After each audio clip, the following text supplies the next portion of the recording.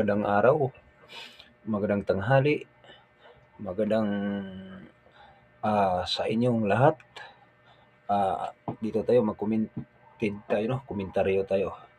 Ah, ang mga realista, no? Ah, Madaling salita nagtagumpay.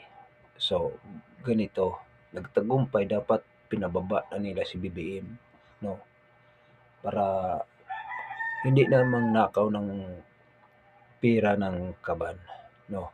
So, isa pa, pangalawa, Afghanistan nandito na sa ating bansa. Bakit pinapasok ni BBM? Oh, bakit pinalayas nga na doon sa sa Amerika tapos nagpunta dito. Tinanggap ni BBM. Ano ba ang purpose ni BBM?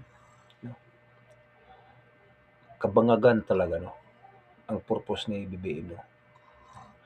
Ang gusto ni BBM, ang mga dayuhan mo'y manirahan dito sa ating bansa, no?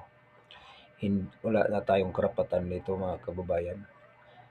Sobrang kabangagan ni BBM. Dapat yung pagprotesta, ano na yun, pag patalsik ni BBM, no? Kasi mga kababayan, maraming nahinanakit sa mga iba't ibang mga kapatiran natin, mga kababayan natin, dahil ang purpose gud talaga doon ay patalsikin si Marcos, no? Junior, Martin Romualdez, no? Patalsikin sila diyan sa panggobyerno. Kasi wala man sa ayos ang pagdumala sa gobyerno nila, no? Maraming inaapi, no? So, maraming nadismaya sa